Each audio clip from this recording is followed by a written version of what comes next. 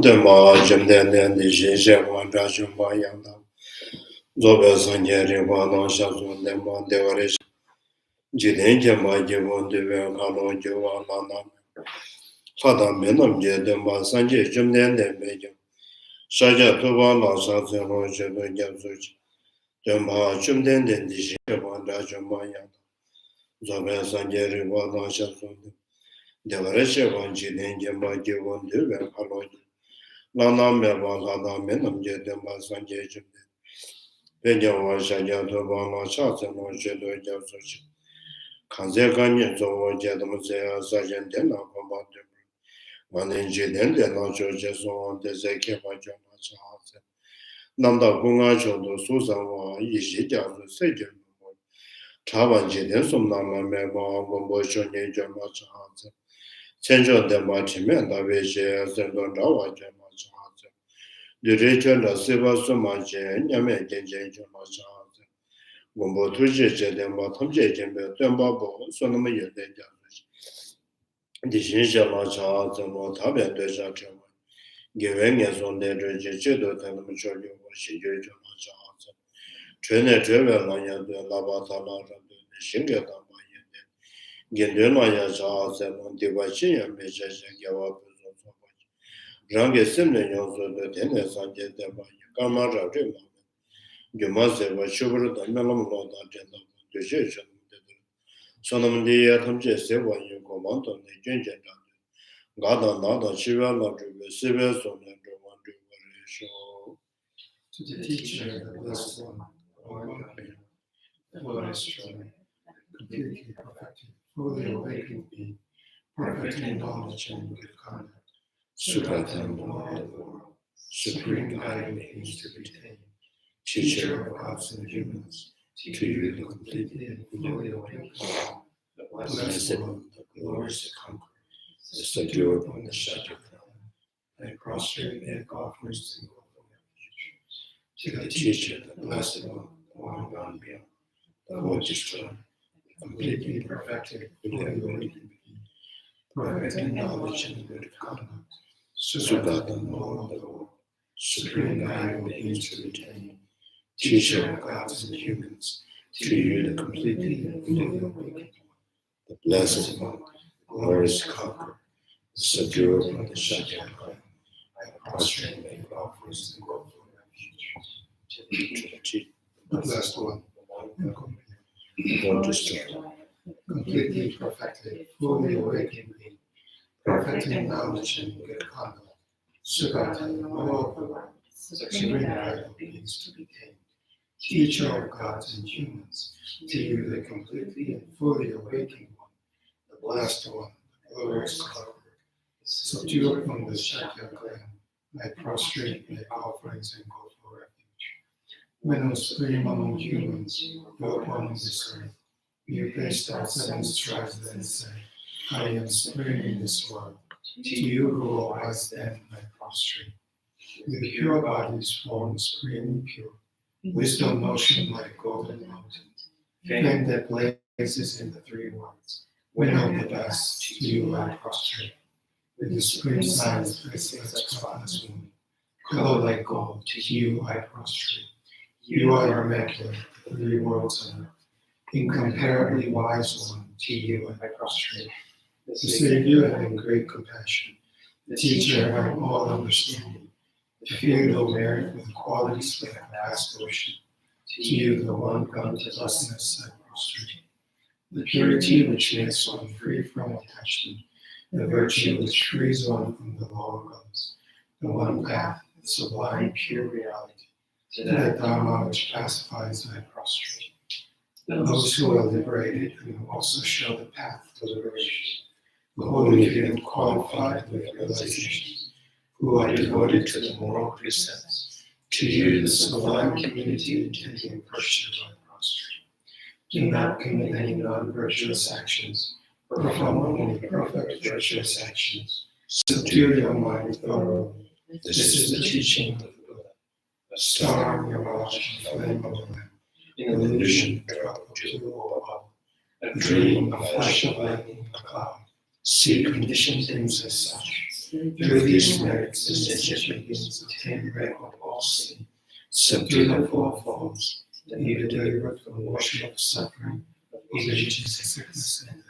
Sanjay Jala Soja Jala Chanju Bado Dade Janju Chen, Dage Janju Jebansu, Dola Benje Sanjay Jubashu, Sanjay Jala Soja Jala, Chanju Bado Dade Janju Chen, Dage Janju Jebansu, Dola Benje Sanjay Jubashu, Sanjay Jala Soja Jala, Chanju Bado Dade Janju Chen, Dage Janju Jebansu, Dola Benje Sanjay Jubashu, Sanjay Jala Soja Jala, Chanju Bado Dade Janju Dagin Jesu Jeba Soman, Dola Pension Sanjan Jogore Show.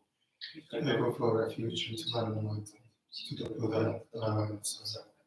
Through the merit I created by practicing giving and the other perfections, may I quickly attain the state of Buddha for the benefit of all sentient beings. I go for refuge into Lama, to the Buddha, Lama Tsongkapha. Through the merit I created by practicing giving and the other perfections, may I quickly attain the state of Buddha for the benefit of all sentient beings. I go for refuge until I'm enlightened, to the Buddha, Lama Tsongkapha. Through the merit I create by practicing giving and the other perfections, may I quickly attain the state of Buddha for the benefit of all sentient beings. Kede Pungonda Yana, Jeda Jiva Jendoju, Kede Pungonda Meshe, Bumbe Chinye Meba, Danyu Yuba Mayena, Dagi Yuba Kama, Dada Dagi Shibeji, Manjima Yenzime, Manjima Yenzime, Ten Yuba Mayena, Manjima Yenzime, Kanga Toma Medomo, Nanda Shiren Yana, Dada Dagi Yenzime, Yawani Mangaji, Tesipe Devase, Leda Yumo Sebe, Tara Leda Yumo Namdolea, Teta Junu Juba, Tomani Jeba, Dago Shija. Dame Jejan de Manu, Sanjan of Jadada, Damega Mejan, Jabra Chamo, Simji, Majaba, the Magaba, Chunin Yagan, the Sung Tamja Yanga, Yaba Yanda, Mayin, Yanda Mimi, Yanda Mia, then the Sanjay Jadabo, Shemesh, Bishop, Jabam, Nando Medenta de Mea, then the Tinja, Kama de la Kanju, then the Rishit, Tele Shema, Mayin, the Jichim, Sanjin Jedam, Temba. Tunji Manya Tademe, Chaba Manya Damanya, Josanja Damashu, Yedunum de Seven. Ransanji Jishin, the Temba Mela of the Dada Shua, the Pasha, the Chudia, Kangi, Mova Dinjo Long, Woman, Yishin, Payment.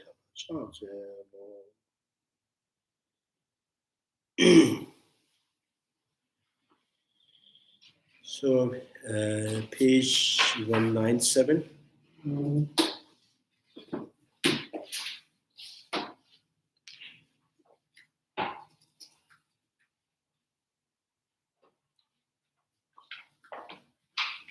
Last time I stopped here, right? The logical proof that established this absence of intrinsic arising through reasoning. This is 4 parts: refuting self-arising, refuting arising from other, refuting the arising from both self and other, refuting arising from no cause. So refuting self-arisings, this has 2 parts. Refuting the self-arising through the commentaries, author's reasoning, and the refuting self-arising through the fundamental wisdom's reasoning. So, so this is what, right now, saying that arising or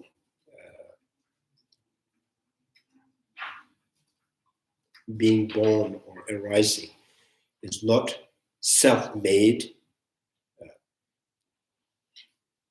No product is self-made or self-arising, and no product arises from others. So no product that arises from the both, and the product cannot be arises from no cause. So refuting self-arising through the commentaries, author's reasoning, so which Chandrakirti, his own reasoning to refute the arising by itself. And then Nagarjuna's text. So Nagarjuna says, the effect is not arising by itself if the effects do exist by their own, by their own or by itself. So then the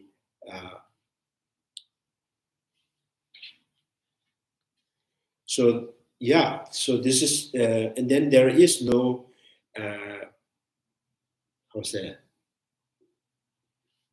so then effect has to be kind of the product, and it is the cause, right? Like if the sprout produced by itself, a sprout has to be cause, and itself is the effect. So there is no there's no concept of a cause effect. And then the Nagarjuna also says, if the effect is produced by itself, and then there is no agent and actions. So the sprout is the agent which caused the sprout itself, and the sprout itself is the product that is, kind of the result of the actions of producing, right? So action and agent, cause and effect become one, identical. So that's the Nagarjuna's. And Chandrakirti, now the commentaries, the author's reasonings, this has three parts: refuting the view of philosophers who claim to have realized the suchness, like Samkhya school, mind-only school, military autonomous schools. They all claim that they understand the suchness of the phenomena, or ultimate nature of the phenomena. So number two, the demonstrating how there is no self arising even on the conventional level from the perspective unaffected by the philosophical view. So here the Chandrakirti and Nagarjuna both agree on one thing, that self-arising or self-produced or self-made is not even in in a conventional level. Right. So summarizing the essential point of these refutations. So the summarizing the essential means now, by refuting the self-arising, then it's dependent arising, right? It's a dependent. So refuting the view of the philosophers who claim to have the realized suchness. This has two parts: refuting arising from a cause that is identical in the natures with its effect, and refuting the cause and effect are identical in nature. So this is the refuting the Samkhya school, one of the non-Buddhist school. So the main non-Buddhist schools, the Samkhya. So Samkhya believe that,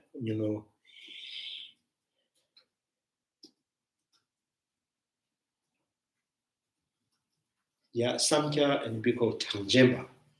Tangjemba, maybe Tangjemba. Tanga means number, right? Who,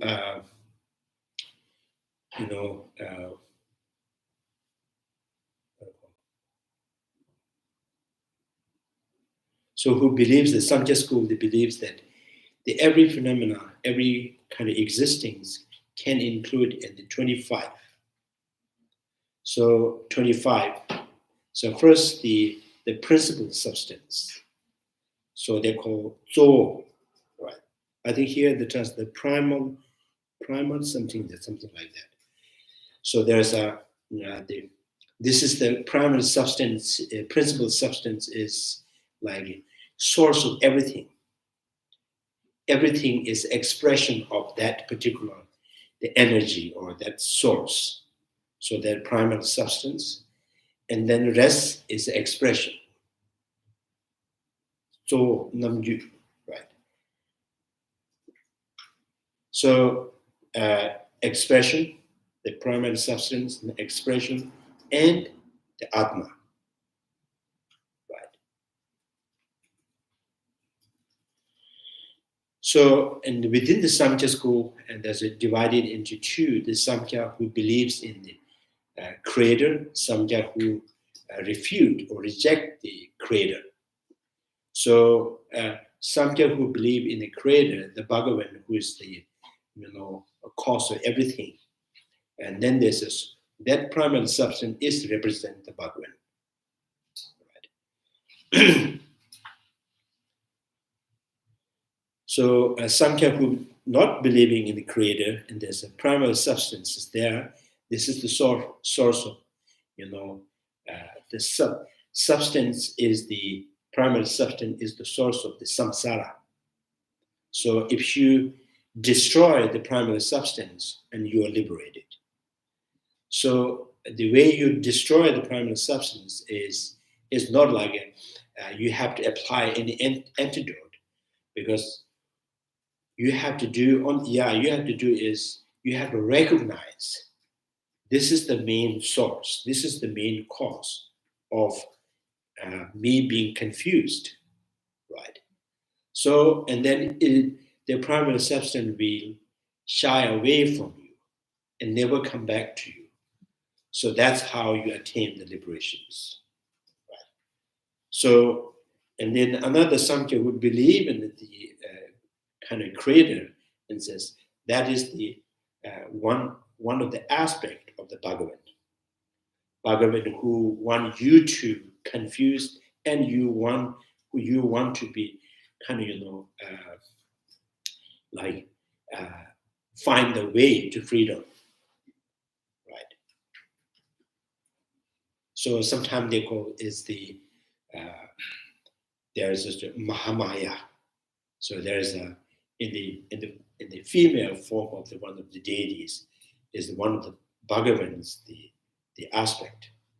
So she is the mother of all the happiness and suffering.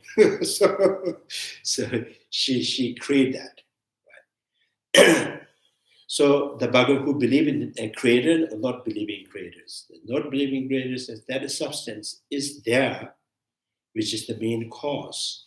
So therefore you are confused, and out of ignorance you create the karma and you cycle in samsara. So through the meditation, the concentrations, and gain high concentrations and being able to see that directly, oh, this is the substance, primary substance. And then primary substance which shy away from you and never come back, and then your liberations. So there's a lot of confusion because and then what is the liberation means? Now, liberation is the,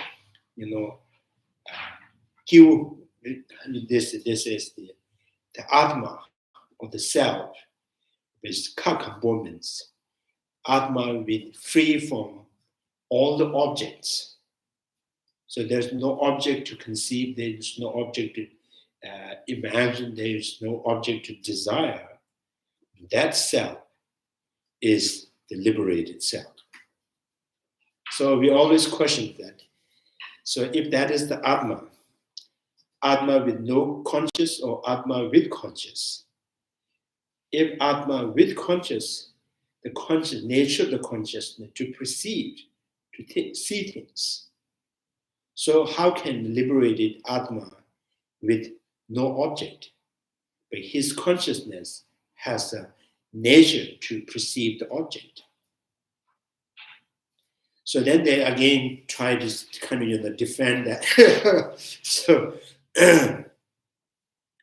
Samkhya is the first non-Buddhist school kind of philosophical point of view, and from the Samkhya, and then there's many comes.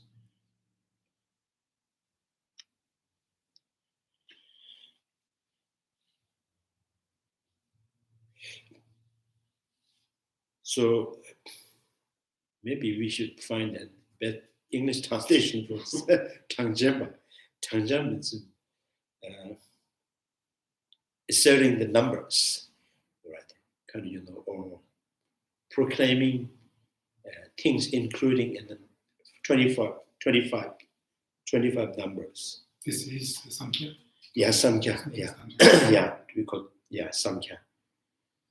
So maybe let me see. I remember all the 25.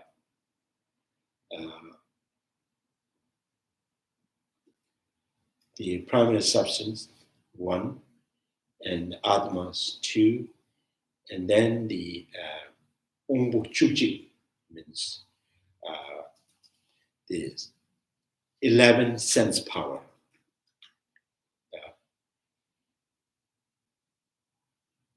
So Ongbu Chuji means in the Buddhist means in the Buddhists they count 5 sense power, right? 5 sense faculty. So there's 11 sense faculty. So what they are saying is every living thing, or every conditional thing, every functional thing has the sense power. Like earth, tree, rock, and everything has at least 1 sense power. And there's some 2 sense power, and then more to that is a living being, so it can move. And then some the 3 sense power, some 4 sense power, and then the 5 sense power like animal and human beings like that. And some of the insects, the 2 sense power, right? So which means everything, every rock, like trees, everything has the nature of the Bhagavan in it, right? Because the very primary substance, which is, you say it ensues in every function of things. So that's why, so means everything is expression of the Bhagavan.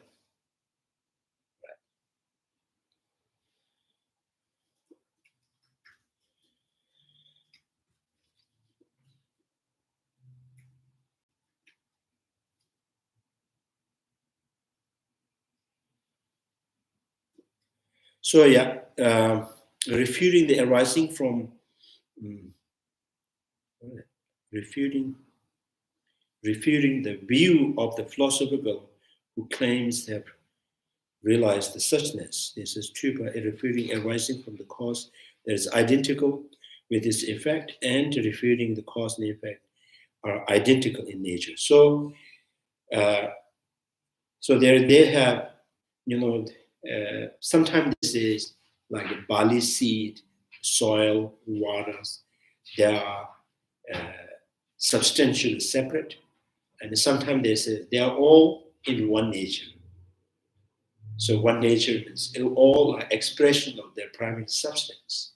So in that way, they are by nature they are one. Right. So by nature they are one, but this water is separate from the soil. Soil is separate from the seed. Seed is separate from the fertilizers. But in the sense of the primary substance, they are all one. Right. So mother is one nature with her child, right? And the father and mother also one. so one person's marrying himself.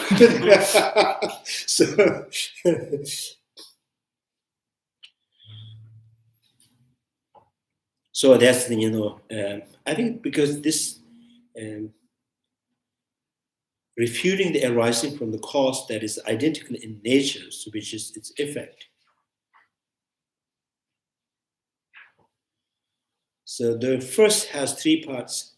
If an effect arises from a cause that is identical to it in nature, so the effect that born from the cause, that the very cause is identical in the nature, right? So identical in the nature with the effect.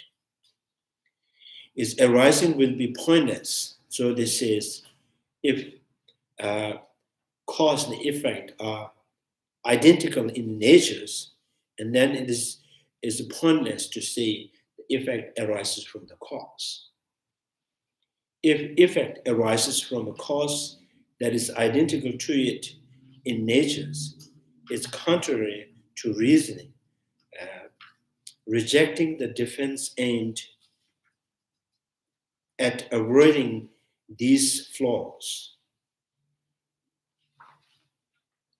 So, an effect arises from the cause that is identical to it in nature, is arising will be pointless.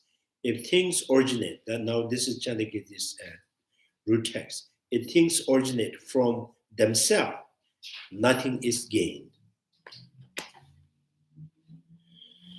So, question here: on the basis of what reason can one ascertain that things do not arise from themselves? Now, response: if things are sprout, for example, which is the agent in the context of the something coming to arises. So when say arising of the sprout, so what is arising? Sprout is arising. The sprout becomes the agent, and arising is the action of the sprout.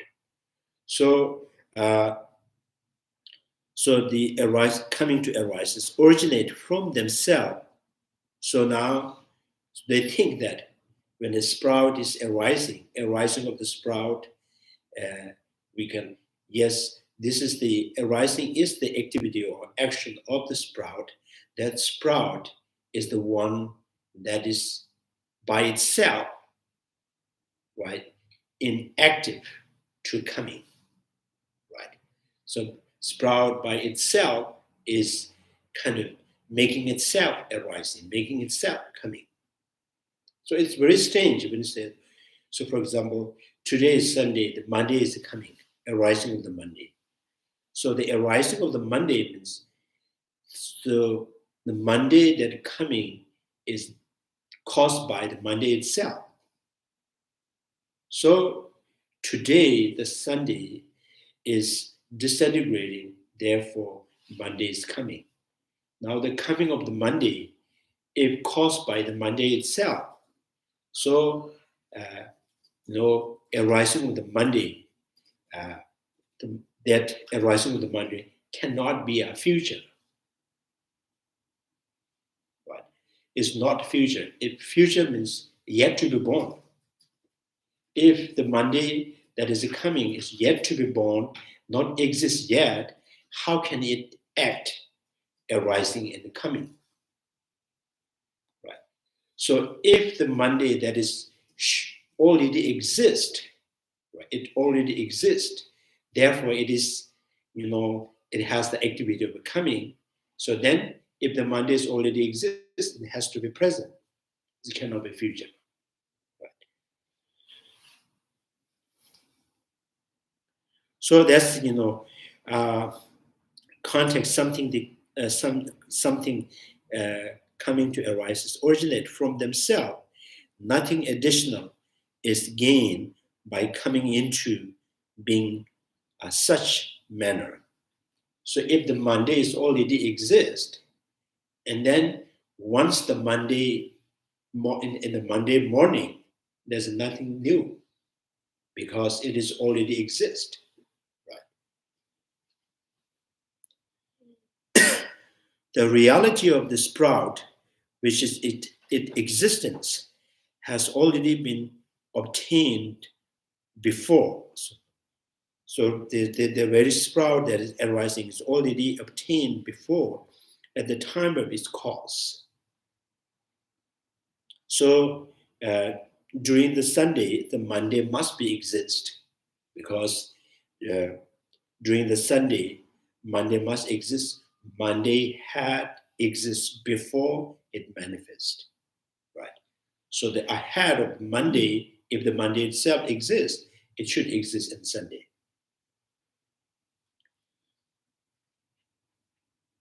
So these, I think these are very, very, for them it's very important, very meaningful for them, because at the time we go Changjemba, like 5,000 5,000 years ago.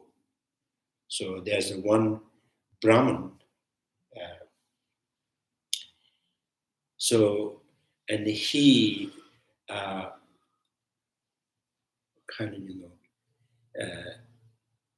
he teaches this first, like the existing of the Bhagavan and the activities of the Bhagavan, and how can we overcome the suffering, how can we attain the liberations. The first teachers.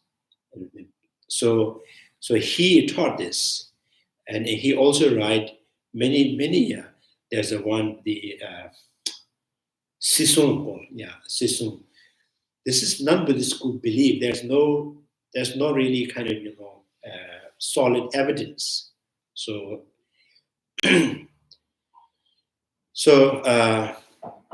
sometimes this is the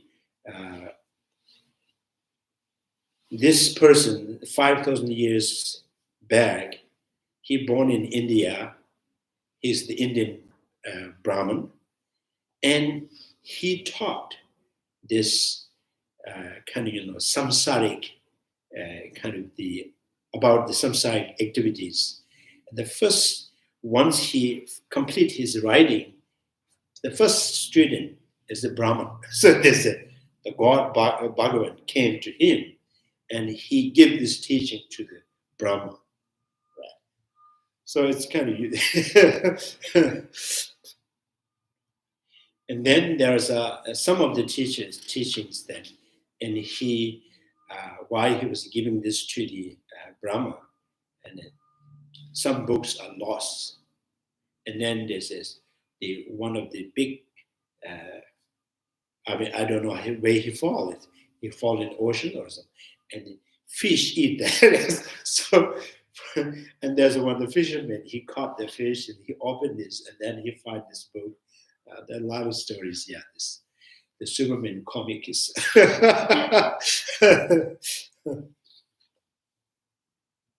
So anyway, that's the meaning here is they want to, they want people to know for their own sake. Yes, there is the Bhagavan, and yes, there you can improve yourself. There's the path to the liberations. So these are concepts very, very essential. But the way he described and explaining the real logic, it's not much making sense, but the point's there, right? So there's still a minimum non-Buddhist school. This tree has soul, tree has life, rock has life, everything has life.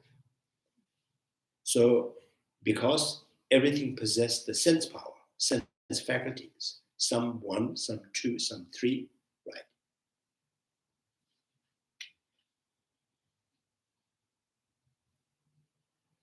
So I forgot to tell the 11 sense power.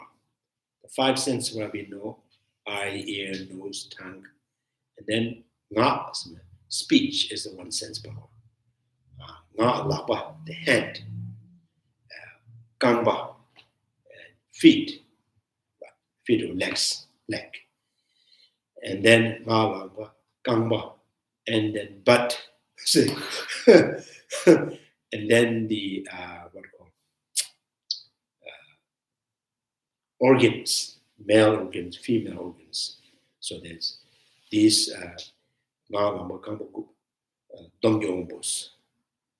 so the 11 sense powers.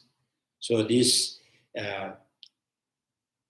so I think it seems like so when you think about something, for example, if you want to eat, and then how the hand and it's kind of, naturally functioning to do something to provide food, or how the legs goes, how your stomach digests the foods, without any intentions, right? So there's all, these are all, essentially, it is the activity, the expression of the Bhagavan, because your soul is a part of the Bhagavan. So therefore, there's all activities that automatically doing without your intention, without your desire. Right? So I think if they see the airplane and the car, so maybe they also want to say, all the kind of, the engines, the functions, like a watch, there's the small things that runs, right, and then create the minute and the hour. So there must be some Bhagavan in there. So the relativity is not really understood. Right? So here the Samkhya maintain there is no denying that diverse cause and conditions bring forth a single common effect, like barley seed, soil, waters together and produce one single effect as a sprout. For this to be possible, they assert that single primal substance must be pervade them all. So that this is what they're thinking, because here's your mind and your mouth, and anything that you eat, and there's a stomach start functioning. So everything is moving at the same time. So this is, if there is no single cause to cause all this functioning, right? And they're impossible. It is impossible to, to find everything automatically functioning, because they believe in independent source, independent cause. So like a barley seed, and then the soil and the water, wind, sun, all together, and it produces the one single effect as a sprout. So they think that the kind of soil is something independent from the water. Water is independent from the wind. Wind is independent from the sun. And the seed is independent from all. But how can they come up with one single effect?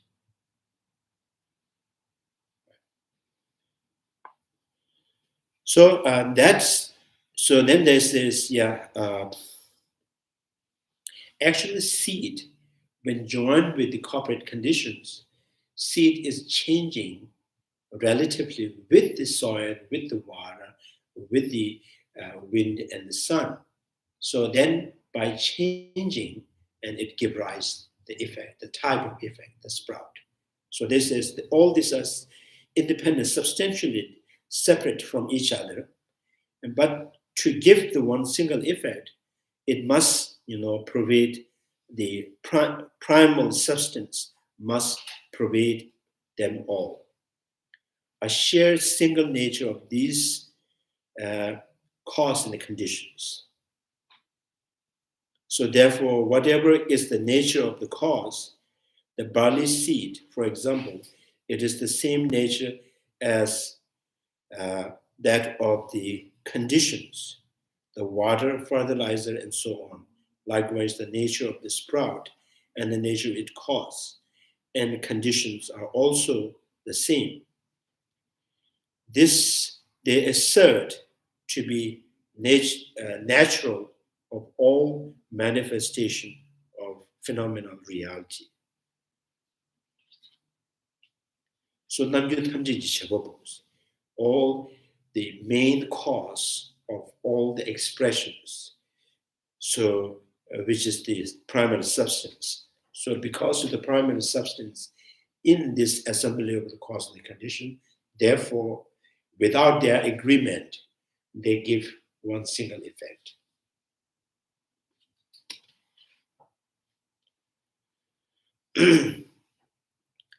So now, since they do not accept the seed and the sprout are distinct, since they do accept, right, they do accept the seed and the sprout are distinct, they do not say the sprout arises from the sprout itself. Nevertheless, when they assert that sprout arises from its seed and from its own nature, given that according to them, two nature are identical, it must arise from its own nature, and unmanifest sprout must exist at the time of its cause. So, that's why Monday is existing with Sunday as the unmanifest, right? So, and tomorrow morning and become the manifest, right? Monday will manifest.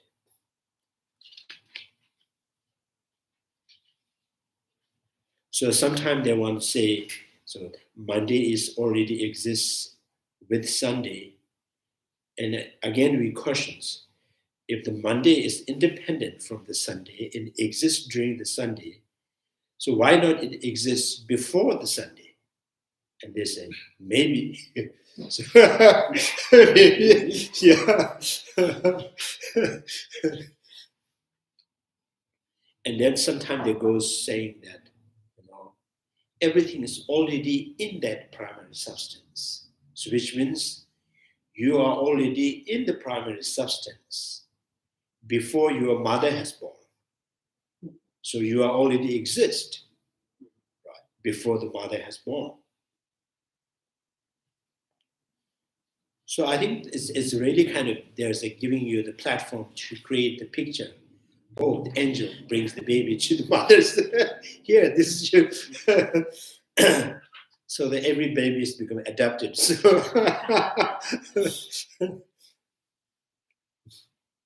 sometimes angel couldn't go inside the house. Maybe she will drop at the door. The delivery.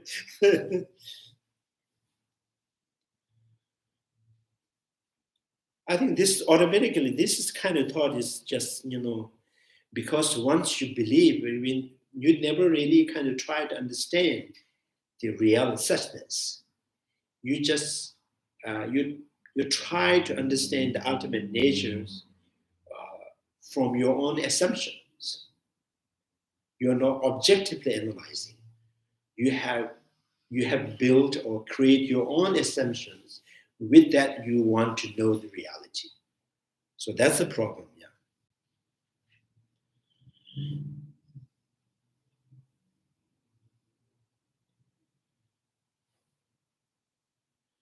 So it must arise from its own nature, and unmanifest sprout must exist at the time of the cause. So this is, in fact, how they uphold the notion of self arising. Although some element of the Samkhya do not speak in the terms of arising, but assert what was unmanifest at the time of cause become the manifest from the cause. So meaning remains the same. Some Samkhya, they change a little bit. Or the Monday, the arising of the Monday is existing as a Monday and during the Sunday. And so and some Samkhya, they find that there's some kind of mistake, error in here. So they don't say, yes, Monday, the unarising Monday exists with Sunday, but we are not going to say it's Monday. So it's unmanifest Monday, but it's not a Monday.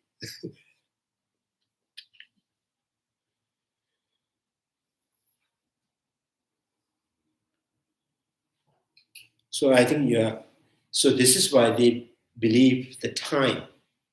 So time is the one single entity. So if something goes from the past to the present, present to the futures, it has to be one single entity.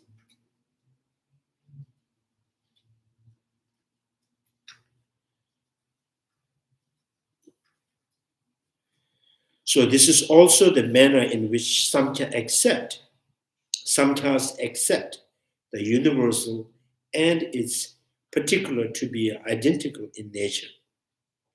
Everything's in the sense of the nature of the substance, everything is equally in the same nature, which is utterly different from the Buddhist view that holds, say, functional things and vast as sharing its same nature.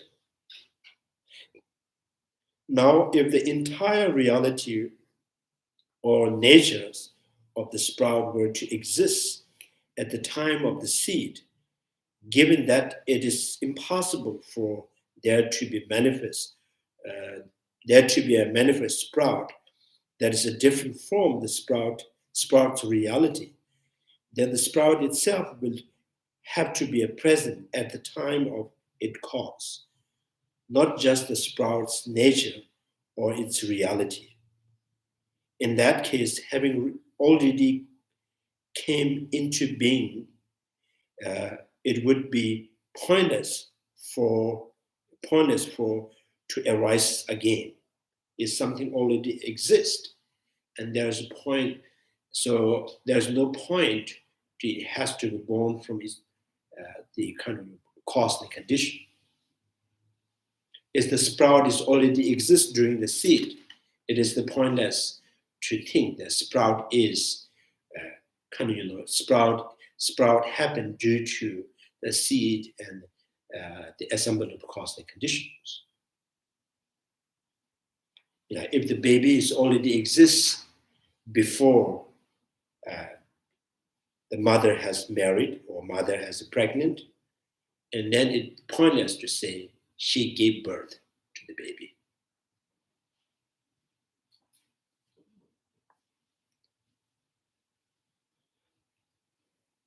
So I think this is pretty much, very, very,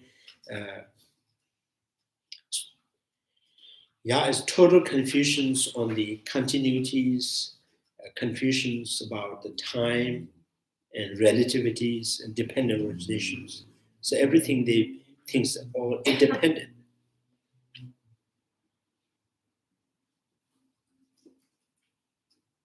So if an effect arises from a cause that is identical to it in nature, is contrary to reasoning. So furthermore, the something already born cannot repeat its birth. I heard some of this physicists, right? So things do reappears from the cosmic conditions. Something had already arisen, right, after having been ceased, and it may reappear. So maybe they are not really specific. Is a type of that arising, or the very thing that has ceased is reappearing. If the very thing that is ceased and then reappearing is impossible, but the type of that is possible,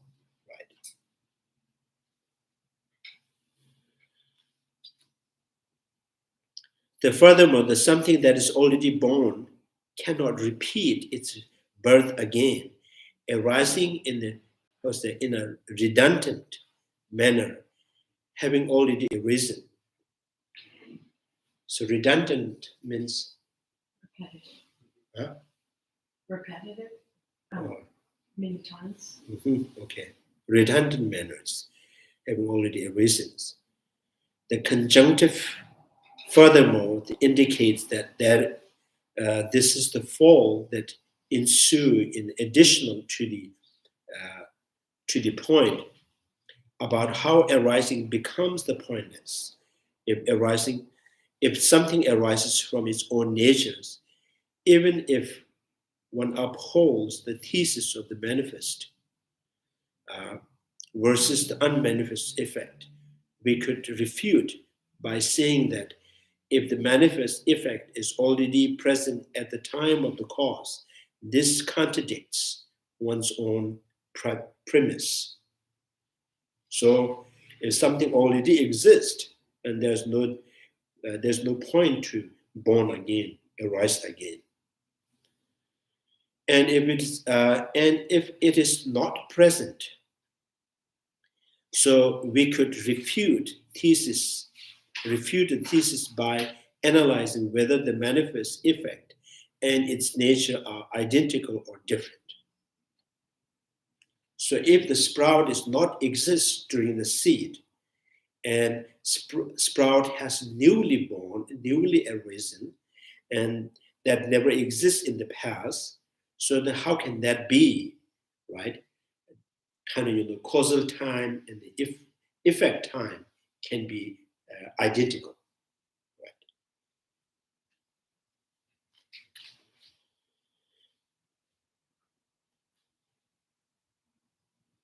right? Since the mere statement, the self arising, the contrary to reasoning, is only a proposition, the following is stated present, and the reason that refute its self arising. So this is the Chandrakirti's his argument, his refutations, self arising. So if you conceive that what is once arisen can arise again, this is Chandrakirti says, the growth of the sprout and so on will never happen in the world.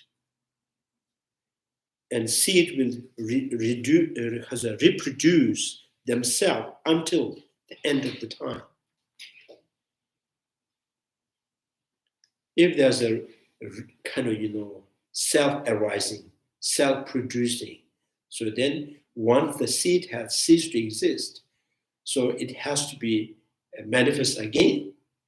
So if the seed is continuously kind of, manifesting, continuously, reproducing itself, and there's no time for the sprout to come.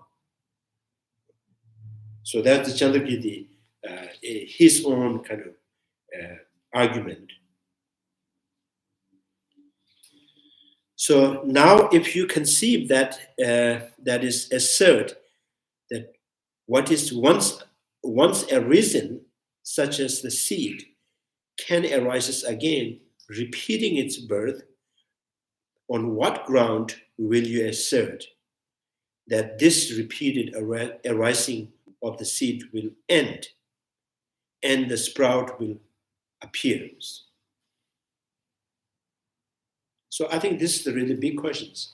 Even for the religious people who believe there's many lives, right?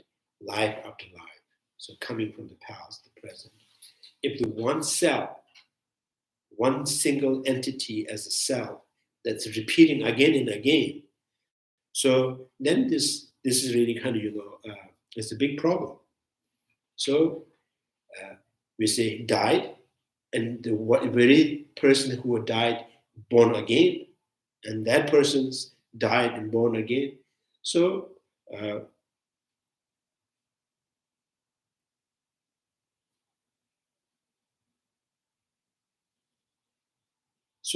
it's lost the meaning of death, lost the meaning of the past. So nothing passing. It's just coming back again, right? So like horse or the horse or the cat that just keep moving around you. So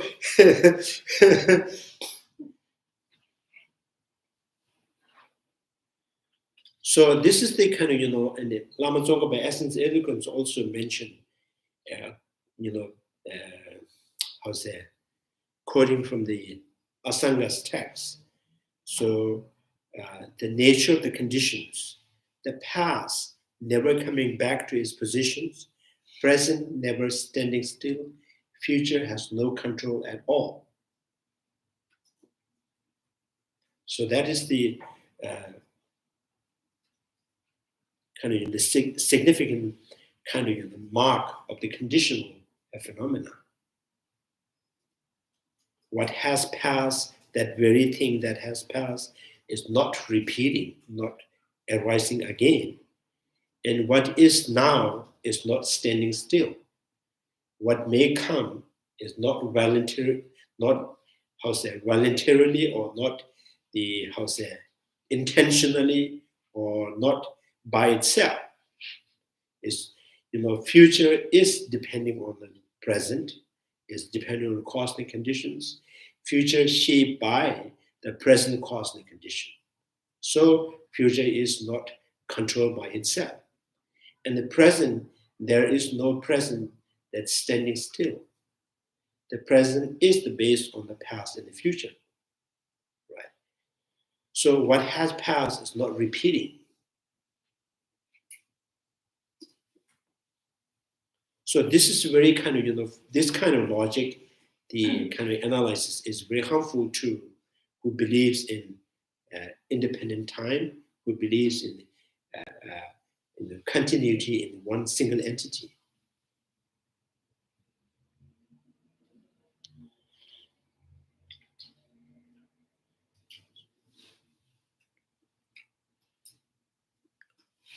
So what condition is there to prevent the seed arising again? So seed cannot be stopped arising again and again because, right? So there is none. In that case, the growth of the sprout, so on, the stalk, right? The sprouting blades will never happen here in this world.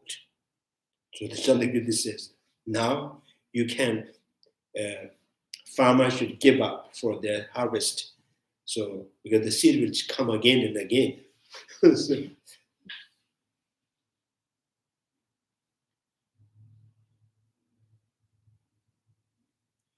So another false that ensue in that seeds will reproduce themselves perpetually without interruptions until the end of the time, until the whole world's end. The seed will continue. For what has already arisen must arise again and again.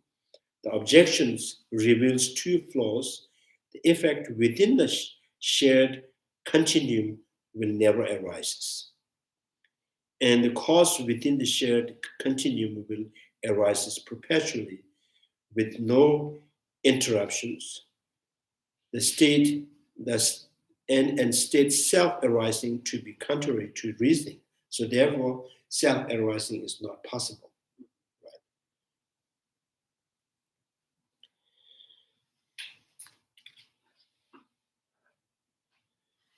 So rejecting the defense aimed at averting these flaws. So for how can the sprout ever bring about the seed cessation? So this is what we say. When the sprout has born, sprout is arisen, and that makes the seed to be ceased, right? So, which means sprout is arisen at the time of the seed has ceased to exist, right? So, if the seed is keep repeating, and there is no sprout to manifest, there is no time for sprout to manifest.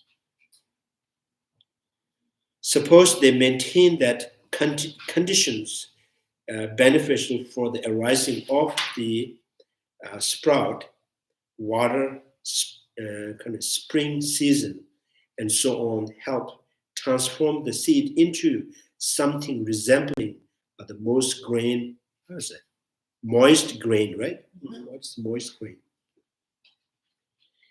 And in this way, they produce the sprout. Furthermore, since it's contrary for the sprout to be present at the same time as the seed.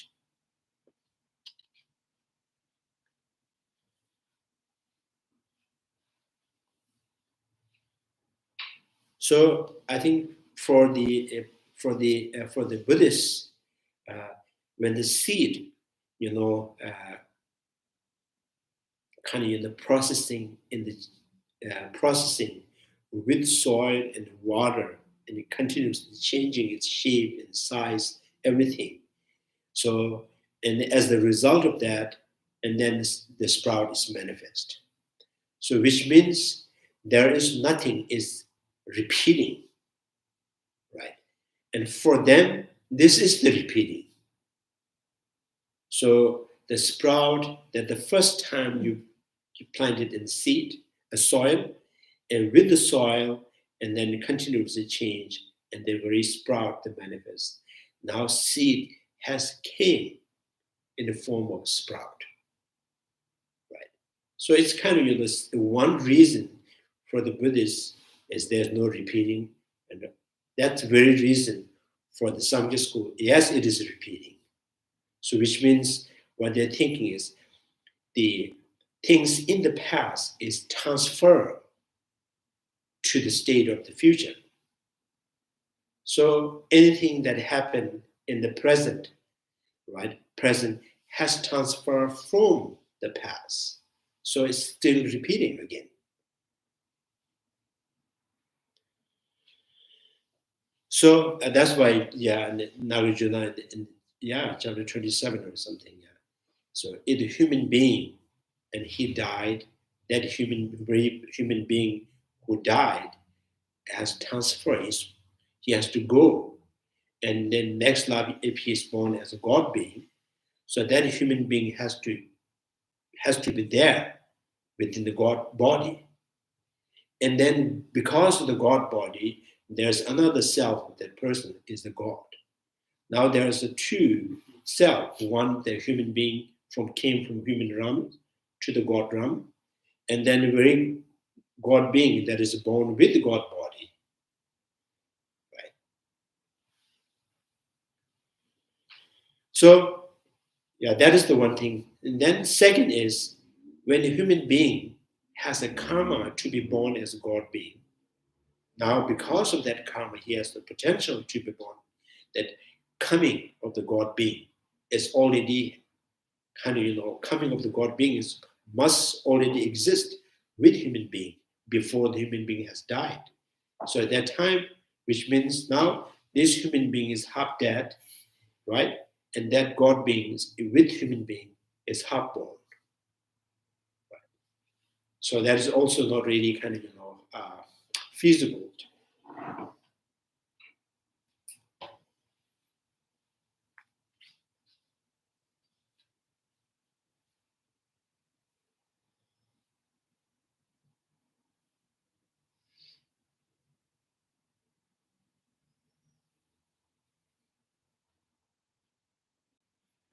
So season help transform the seed into something resembling much grain. In this way, the produce sprout. Furthermore, since it's contrary for the sprout to be present at the same time as the seed, the sprout causes the seed. Sprout causes the seed to cease and allow itself to come into being. So we are not, vulnerable to these two flaws of being contrary to reasoning.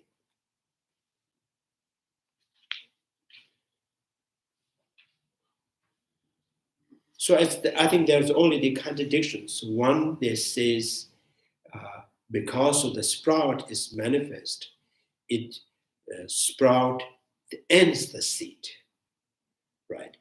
And so, which means when the sprout is arisen, the seed has ended or ceased to exist. And at the same time, you're saying seed has now existing in the form of the sprout. So they don't see this as really contradictions. Right? Seed has now came, right, during the sprout, in the form of the sprout. So if the seed has came or transferred to the state of the sprout, so why do you say because the sprout is manifest, therefore seed has ceased to exist? It not ceased to exist. It's there. So it's by definitions, the cease means it's ended, exhaust, done, pass.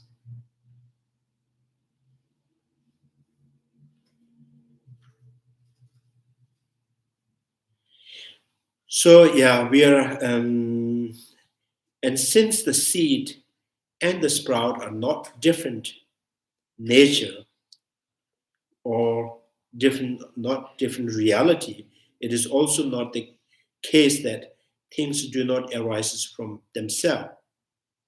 This response too is untenable.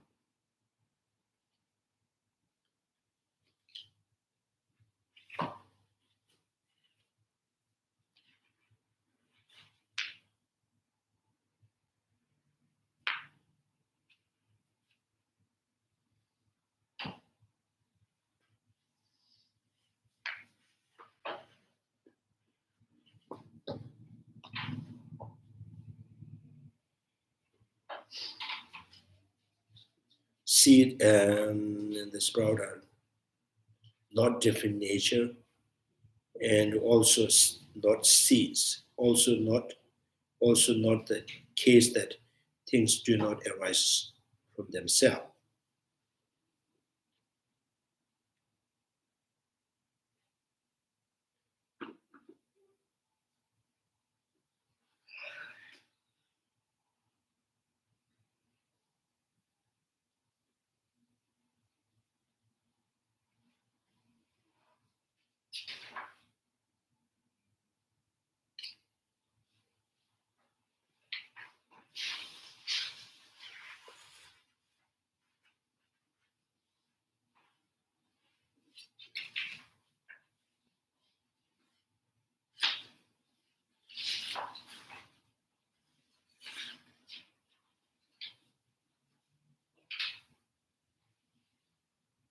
Yeah. Seven garbage in human regarding the beginning, maybe never come in. Nuguja Ranshi, Nugujang Ranshi, Namo, Shem, Mayibe, Dala Mijawaya, Mayino. So, yeah, this is what they kind of, what they assert. Because by nature they are same. Seed and sprout, by nature they are same. So therefore, we say seed has ceased to exist, right? And the sprout is manifest, but the seed has already ceased. So, but still, the what has ceased and what has manifest are same natures. Then we're still going back to the same point. So arising from by themselves.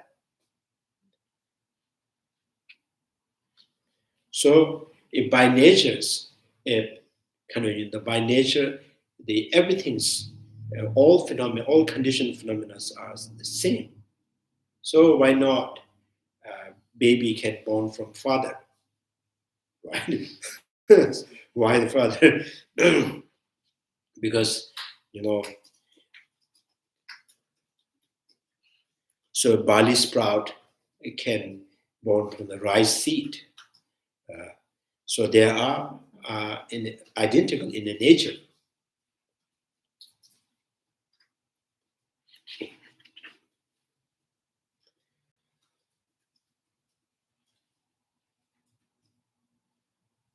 So given the two natures, the nature of the seed and that of the sprout are identical in all possible respect, how can the sprout ever brings about the seed's cessations? So if they are identical, if they are seed and sprouts identical, how can sprout cause seed to be ceased? Because, right? So seed cannot, in the consequences, seed is not responsible for the cessation of the seed.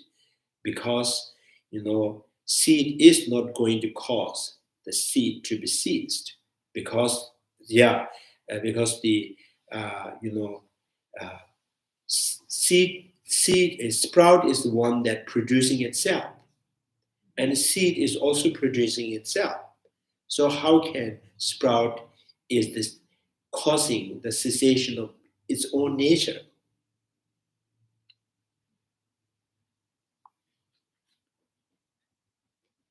Like the sprout is not causing cessation itself, seed is not causing the cessation of itself.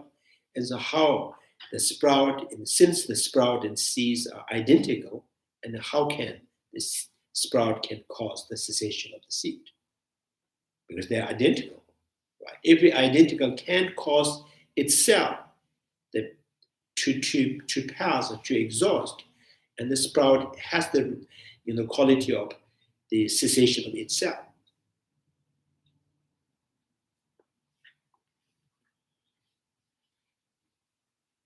So this is not possible. Not possible. Just as the sprout cannot bring about the cessation of the sprout. Yeah, the same. And so Chandrakirti understands, even if they forces these sort of possible objections, the reason they cannot avert them in this, they rebuff the objections. Rebuff the objections. Rebuff is kind of like Re- refute or like argue back. Oh, okay. Rebuff the objections with the thought that since the sprout's destructions of the seed is on the manifest level, so this is not similar to something destroying itself.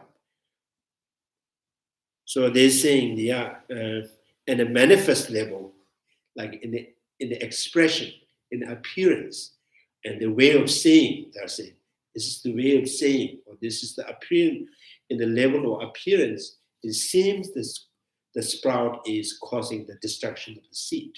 That's what the manifest level. Yeah, that's what it is. Yeah, it's so yeah, they try every possible excuse to. Sounds like they just use different words for the Yeah. conventional. Yeah, nothing and nothing is a different. Oh, God. Yeah. Yeah, at the manifest level, in appearance level, it seems to be, or seemingly, the sprout is the one that is causing the destruction of the seed. So this is not similar to the something destroy itself, but to argue in this way is actually quite foolish. So some of us say, yeah, this is very foolish. Yeah. For if all the realities and the nature are identical to each other, distinct manifestations cannot be established. So entity, the kind of selectively identifying in separate phenomena is not possible. Everything is identical. Like a color, smell, taste, they're all identical. Why the color is separate from the kind of the smell, the taste is separate from the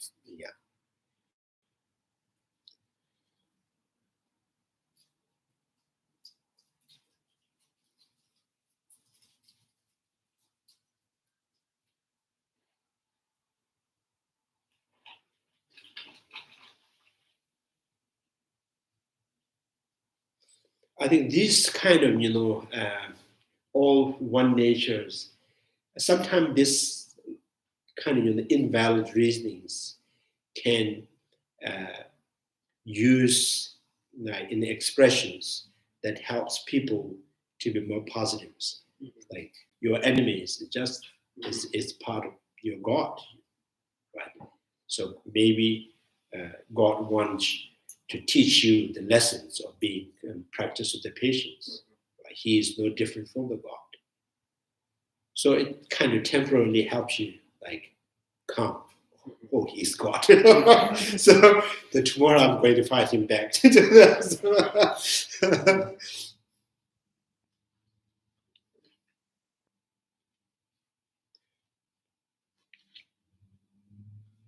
yeah, this is really kind of sometimes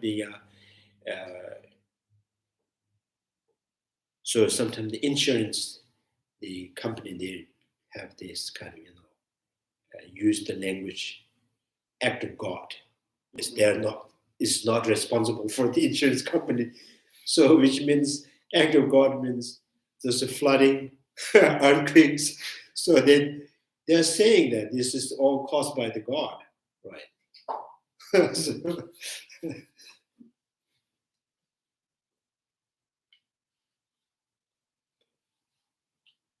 refuting that cause and effect are identical in nature. So I think they sometimes this is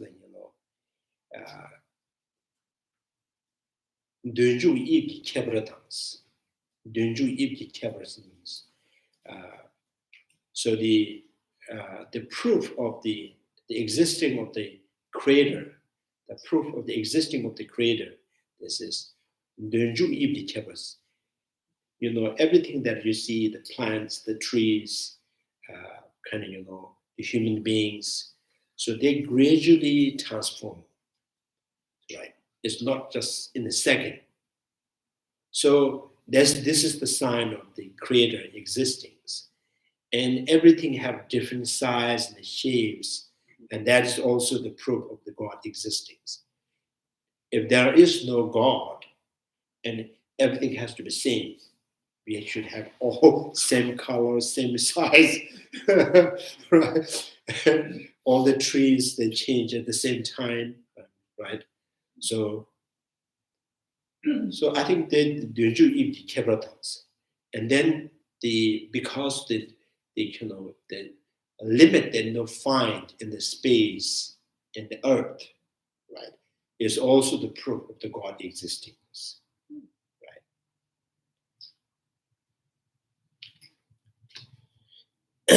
So I think, and then also this is and not being able to count the germs in the body, right?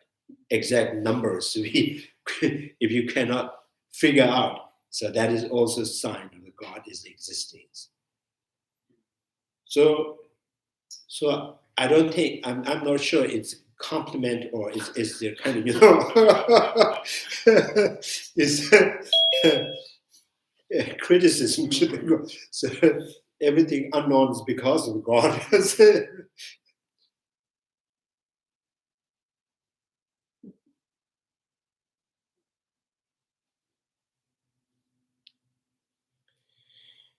Yeah, that's refuting the.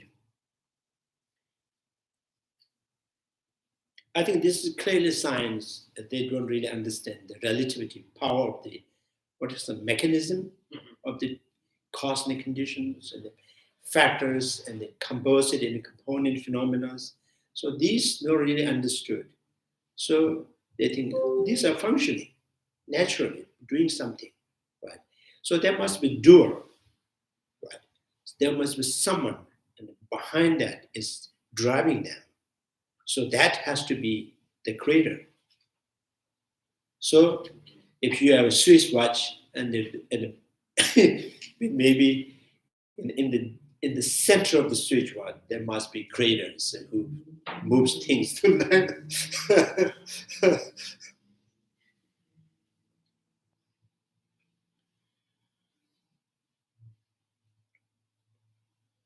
So the refuting the cause and the effect are identical in nature.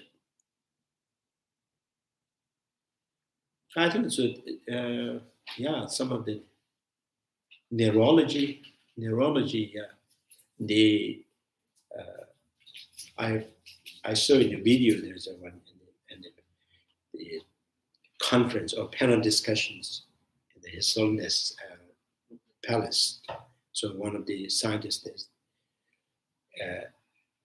he's kind of using the term consciousness, but what he meant the consciousness is the consciousness is not in the sense of the awareness, the consciousness in the sense of natural activities.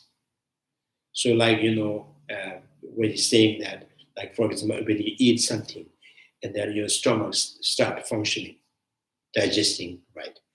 And like, when you bicycle in the hill, so naturally just move. So all these without any kind of knowing that I'm going to do this and this, just naturally moves. So these are the, he thinks this is the, it's not self-consciousness, it's the consciousness, right? There's something that is, sometimes sometimes they use the term the how's that muscle, what's it called?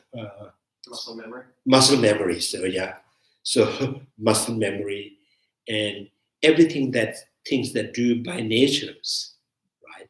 Is the consciousness, but still is not self-awareness.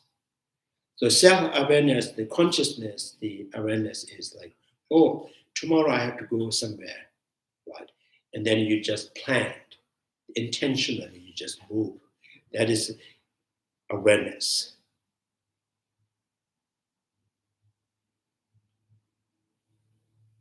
So yeah, it's kind of, it's really, it opens the argument.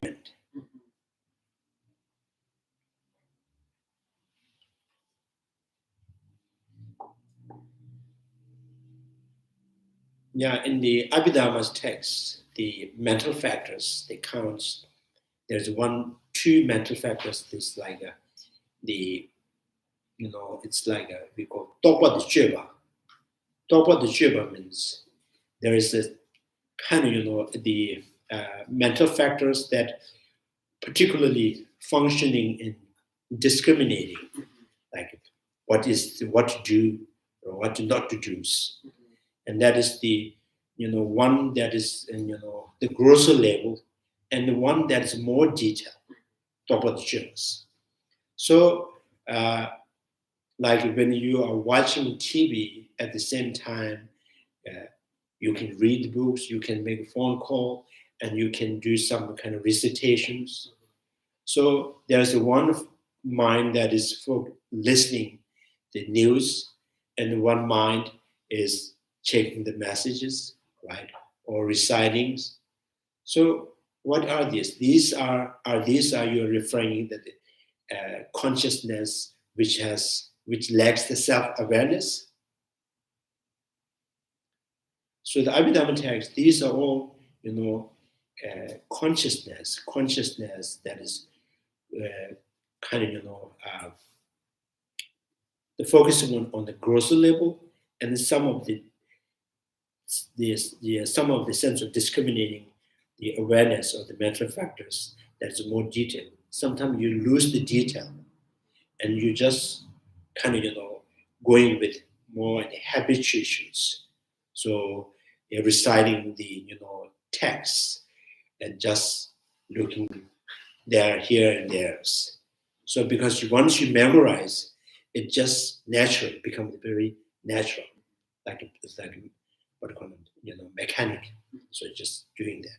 But each of them, right? Each of them, these functions. If there's a distractions or something that is imagined very kind of very strong imaginations that can distract you, and you will forget what you're saying, which means there is kind of mind that is focusing on the kind of pretty much detail there. So this detail focus can be functioning while you are looking, while you are eating, while you're seeing. So the mental factors, some of the mental factors, just still functioning. So which means they're paying attention to the characteristics, the attributions. So this can be disturbed, this can be disturbed.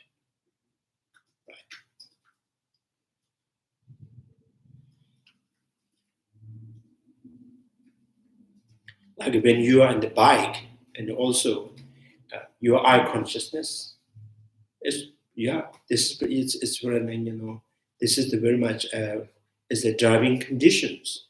So where to go? That the I consciousness give the information to the thought, right? So that at the time you are also very aware of the path, all these curves. You're aware of that. That awareness is helping you in the physical balance. So there is awareness.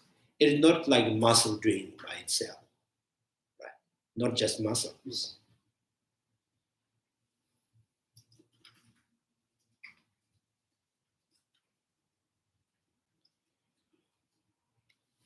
Yeah, sometimes people say, yeah, muscle memories. Like if you habituate yourself talking with the finger pointing, right? So without any awareness, you just kind of do like that, right? So these are also like, there's some kind of habitually doing that. That habituation is within the consciousness. There's the awareness.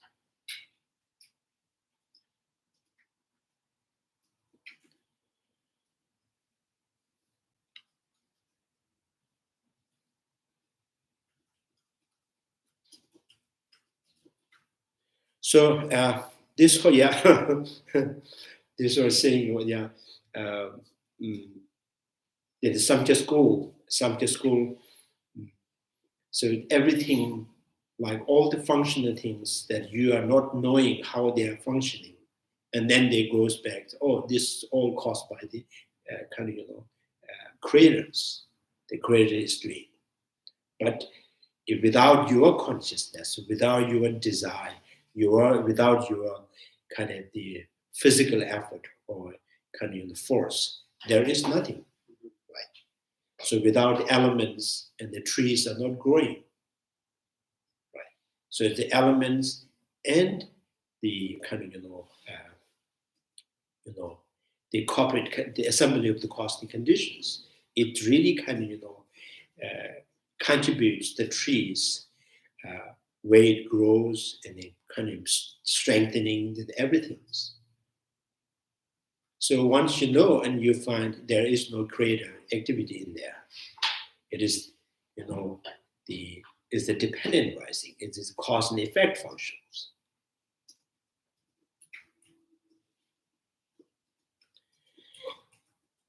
I think that's, if you bring your own assumptions in your objective finding, and then always you fail to find something.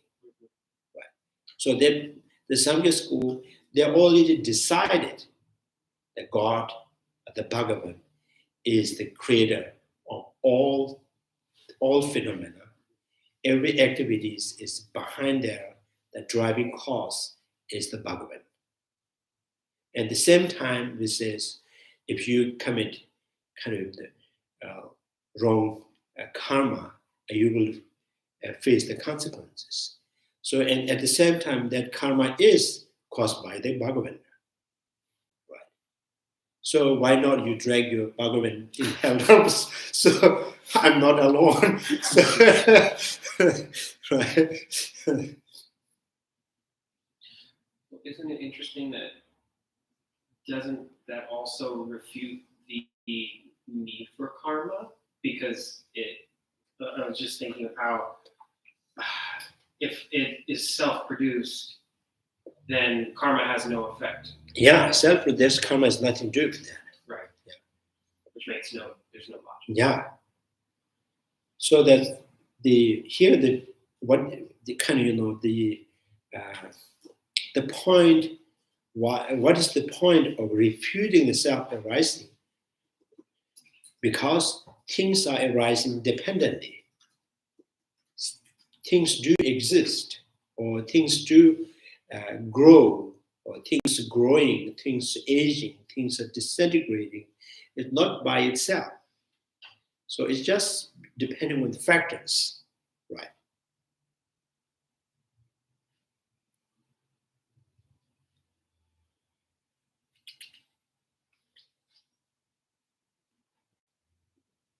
Yeah, and sometimes even in the in the Tantrayana, Buddhist Tantrayana, there's some kind of language, is the creator, or first, the primordial, the Bhagavans. So in the in the Tantrayana, sometimes they use that. And the Rigidabo, Chabda means it's the, is the power of all functional things, all living beings, right? So when you kind of describe what you mean by the power of all, or honor of all functional things, so, and then they says, oh, this, which means, and things that arises or manifest as a Bhagavan or the Buddha, right? That the potential is everywhere. Yeah. So therefore, the Bhagavan or the Buddha is the, the key factors, or it is the possessor of all living beings.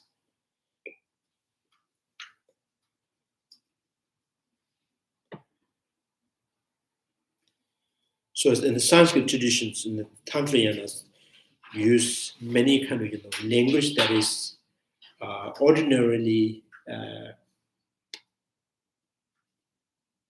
so beyond ordinary. Sometimes, in the Guya Samaja Tantrayana, this is soja sevachas. So you should destroy the living things. And then soja sevacha majimba. You should also take something that not owned by you. So, and shenji chuma, shenji chuma languages, and you should, how's that?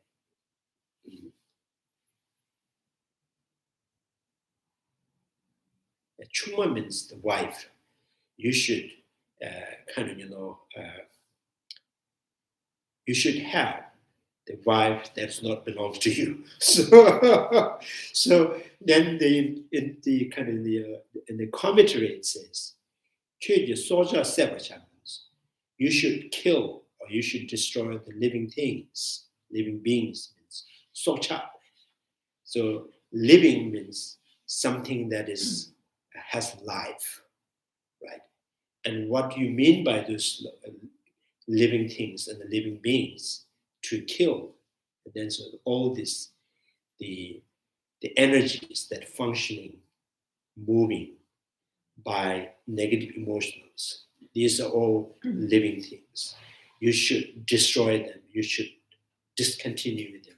You should end them. Right? And majimba and you should take something that is not owned by you. That nature of the phenomena is not owned by you, not owned by him or her, but you should all kind of immerse that nature, ultimate natures. You should be inseparable with that, right? Although it does not belong to you, right? So shenji chuma languages, and like you should take the wife that not belongs to you. It's that the wisdom, the knowledge that understand the reality as a female. So you should, gain that, although it's not belongs to you. No. So that's,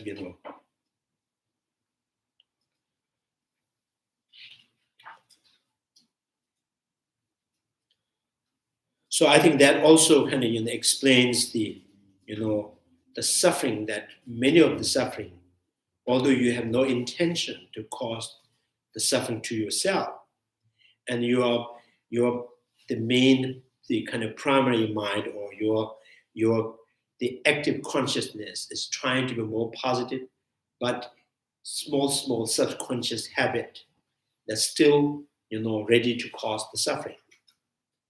So here the Tantrayana is saying, you should discontinue all this function, subconsciousness, even the potential level, right?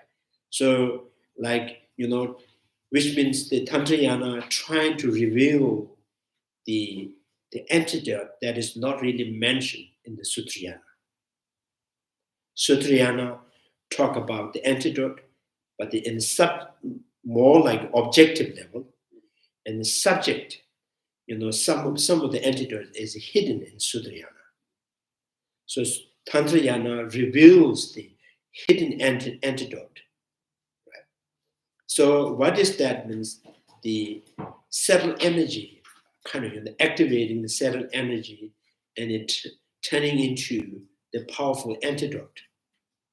So that is implicitly mentioned in Sutrayana, but is hidden. So that reveals in the Tantrayana.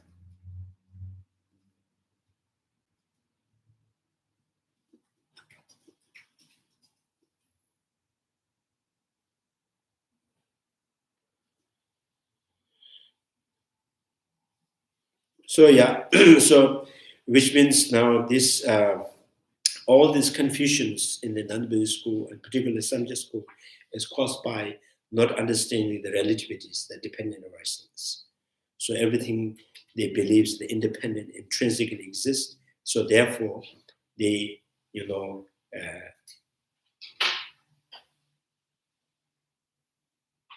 so they think there is the primary substance or the primal substance that cause everything in actions.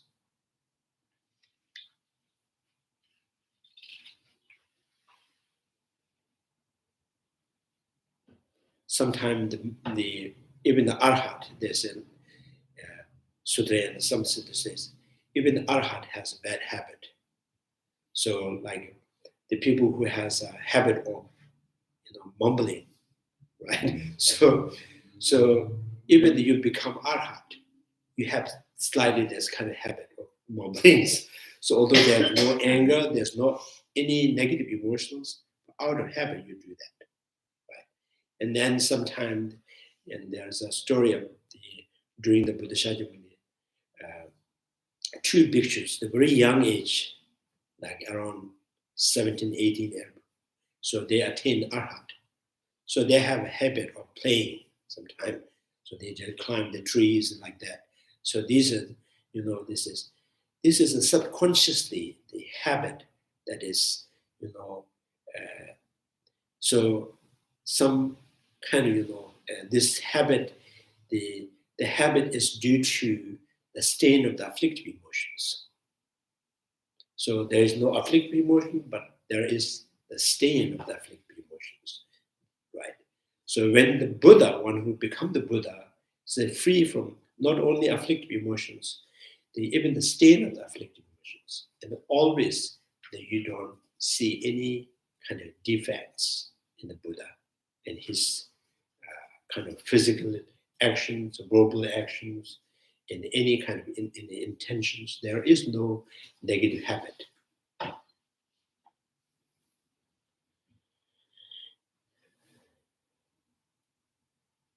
So what I'm saying is small cause always has a contribution in your actions.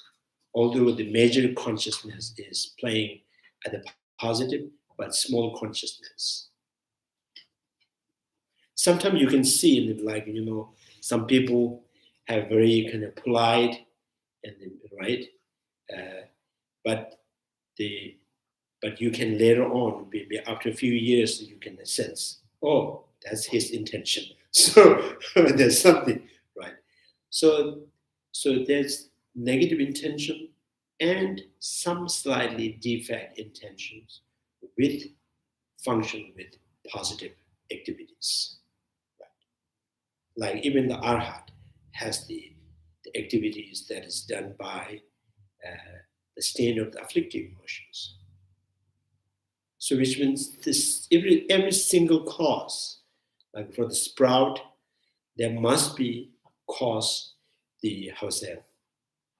there must be some kind of the effect within the sprout because of the water, because of the sun, because of the fertilizers, because of the season, because of the time that you planted, because the persons and person's energy, so all affecting on the sprout. Right? So nothing is naturally doing. Nothing is happening by single cause.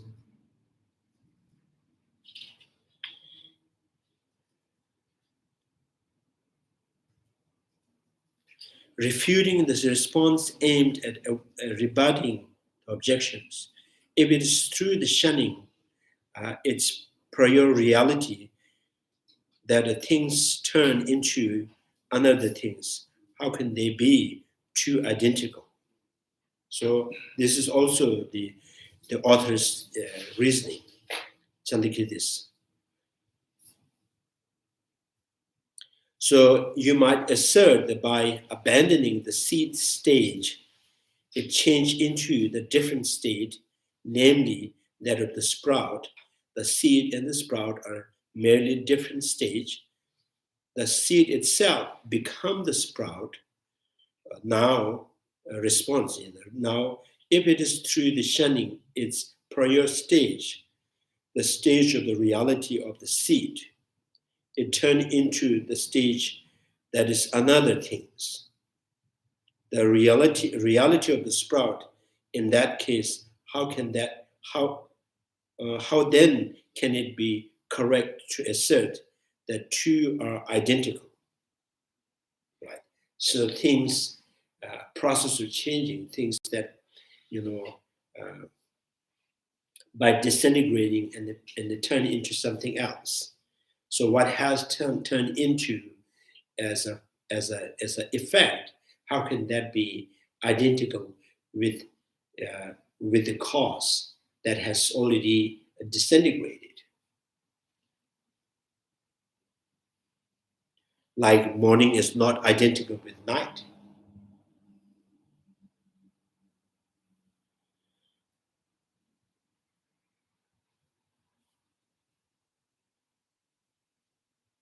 For according to you, the reality at the stage is the reality of the things itself. Apart from the reality, there is no other things.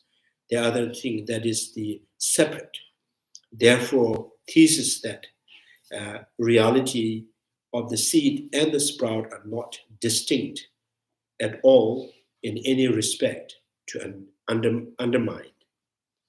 So if the thought occur, although the shape and so forth of the seed and the sprout are distinct, they are not distinct with respect to their substance.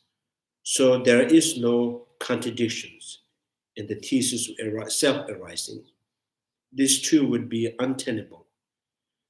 For without apprehending the shape and so on, one cannot apprehend the seed and the sprout, even in terms of their substance.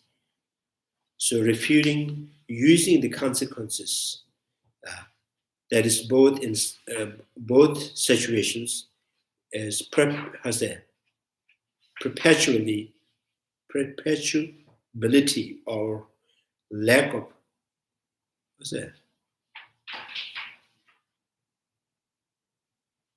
or lack thereof would be a sin. So Chandrakirti is saying, if for you the seed is not different from the sprout before us,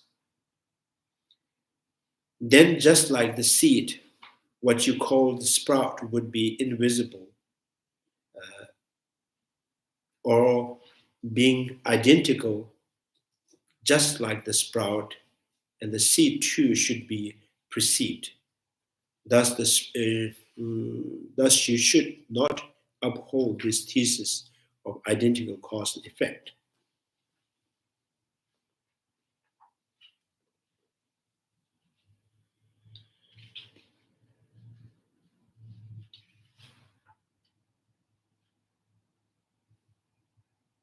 So I think this is pretty much explaining that, and then page number 20, for you then they cannot exist as sprout distinct from the seed that cause it in shape, color, taste, potency, rapid effects.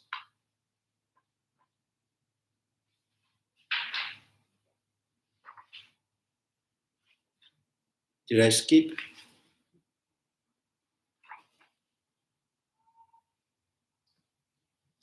So this, Chandrakirti means, again, he was saying that seed and the sprout is no way it can be identical in the nature, because when the sprout has manifest, there is no seed to count being other or being different.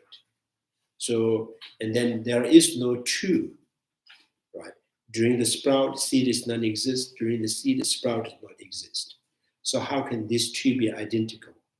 And then another is kind of, another reasoning is saying because the color, the size, shape, taste, everything is different.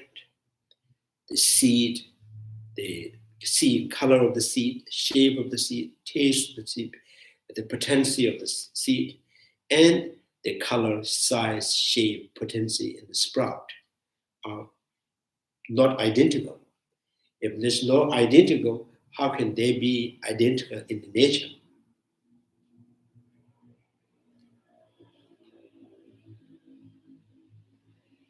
So if this is not identical, and how can these two in the same nature as an expression of this primary substance?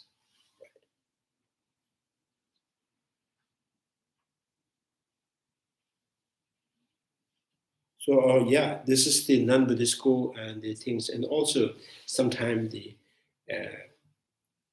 within the Tantrayana kind of expressions. So they will sometimes say, we all Buddha by nature. So we all by Buddha in natures. So yourself is Buddha and others are Buddha. So maybe so two different. In Hindi, Buddha and the Buddha is two different. Buddha means awakened one. Buddha means stupid. So that's quite Buddha. So,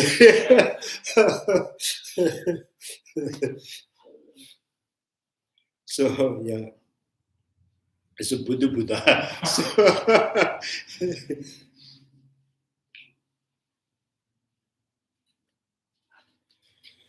So yeah, now you understand what is the point. It said is refuting the self-arising, and who assert the self-arising is the non-Buddhist school. Why do they think there is everything arises from itself and by itself, and then says everything is like, for example, the sprout is the same nature of the seed. Seed is once again coming back in the form of the sprout, because the seed and the sprout are the same nature or the primary substance. So it's expression of one single cause.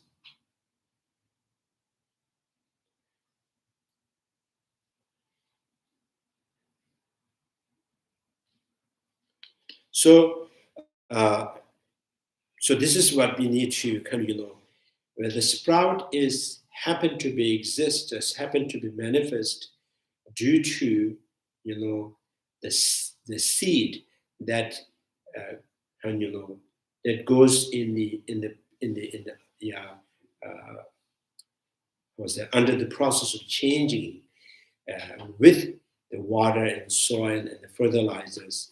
And changing means they kind of they disintegrates.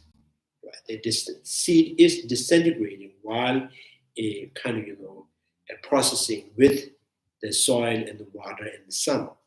So what has passed, what has disintegrated, is ceased to exist. That cannot be reappear or re-exist, reproduce. So still continues, right? The things that has already passed is not coming back, but still there is the seed that is still in the processing, and at the end once the seeds are completely exhausted, and that is the time of the sprout manifesting. The sprout that manifests there is no way it can identify with the things that is already ceased to exist, things that already passed, things that already become non-existing. Right. So the sprout arises due to the cosmic conditions, and the sprouts manifest when the seed has totally exhausted. So sprout cannot be identical with the seed. So this live person is not identical with past life, the self. So having past life being ceased to exist, this life happened. Having this life ceased to exist, next life happened. Right. So the two different person and the different life are not identical. So, and that really kind of, is not really digesting for the Samkhya school, because if you're not identical, and why you go to next life, right? So you are going.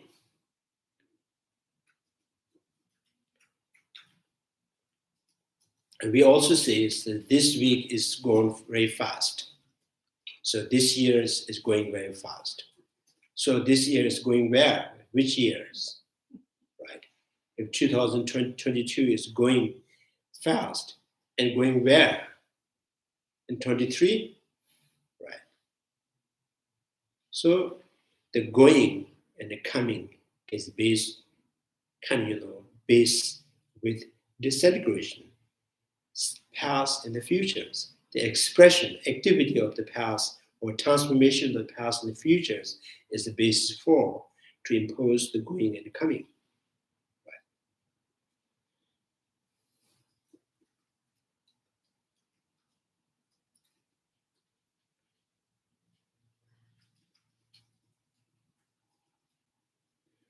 So, and also when we say there's a kind of fabric or the paper that we kind of, we start to burning the papers, and some papers burn very fast, some slow, right? So the fast means now what has burned is not going to where that is not burned, right? So what has not burned is not there, things that are already burned. But we still, there's an expression, it's going very fast. Right? And also, the rope, we put fire on the rope from the bottom to the top. So fire catches very fast. So we still say it's going here. Right? So what has already burned is not going forward. So the things that has not burned is not there when it's burning. But still we express is going. So the going is not necessarily, is kind of the going, act of going, not necessarily done by one single entity. It's based on continuity, it's something going. Right? So in that case, yes, when the previous life, the person has died, therefore you come. So you say, oh, that person has came, right, born here. Now this life, this person will kind of remain for a while, and then he will age and he will die, and he will go to next life. Right? So if this life, this person, it's himself or herself is going, and then so there's the possible you can carry 2 baggage or 3 baggage, right? 32 kgs, 2 baggage. I'm going to next life.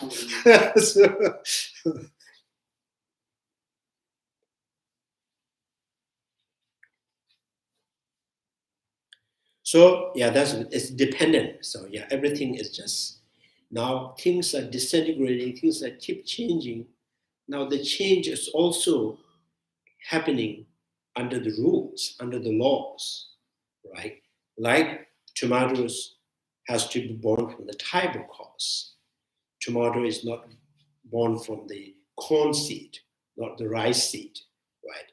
And the suffering is follow its own cause, any negative cause that follows the suffering, and happiness that follows the positive karmas. Right? So descent is impermanent, but that change is happening within the potential. And so things are changing by nature, things are happening, things are changing due to the potential. Therefore, there is no single cause which driving things are changing. So therefore, there is no creator who is doing the, bringing the changes in the all function of things. So this the Asanga's text, impermanence, metaba, metaba, nube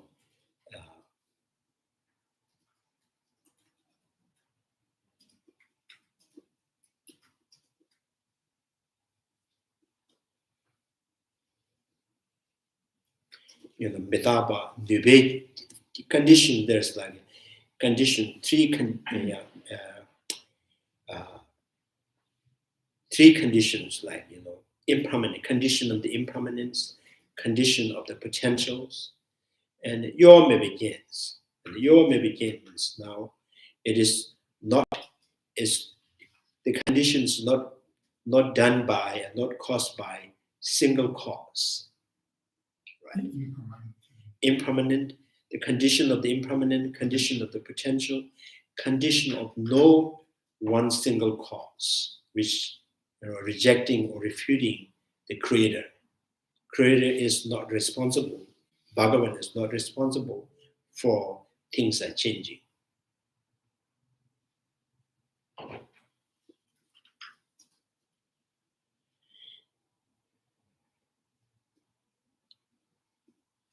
Yeah.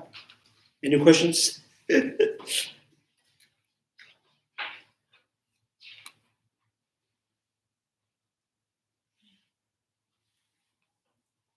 There's no Buddhist school claiming self-arising.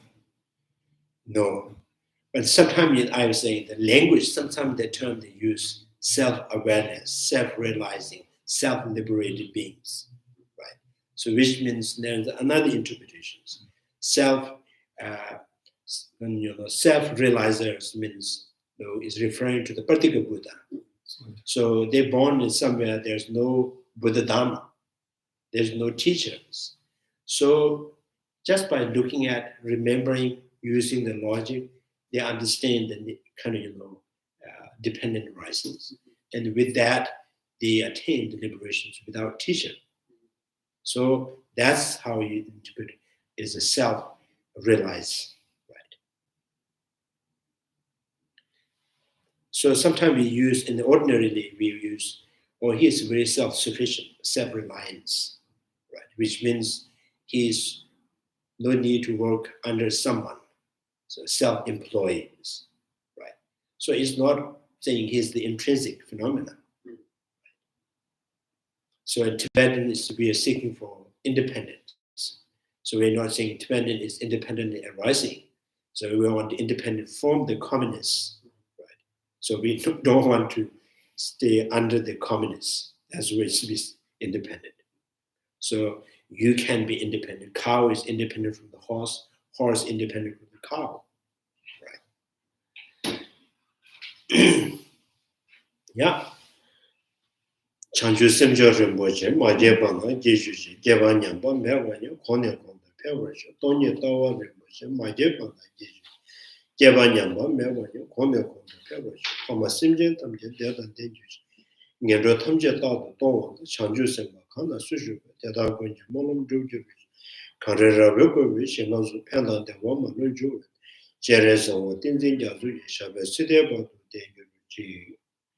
May the precious Bodhi mind not yet born arising grow. May yet born have multiplied but increased forever. May the precious mind realizing emptiness not yet born arising grow. May the body have multiplied and increased forever. Due to all these merits, may all father and mother sentient beings have all the happiness. And may all our brothers be empty forever. Wherever there are Bodhisattvas, may all their prayers be accomplished immediately. In the sacred land Tsongkaphas Lama, you are the source of all benefit and happiness. Powerful change into you may use the word until samsara ends. Thank you much.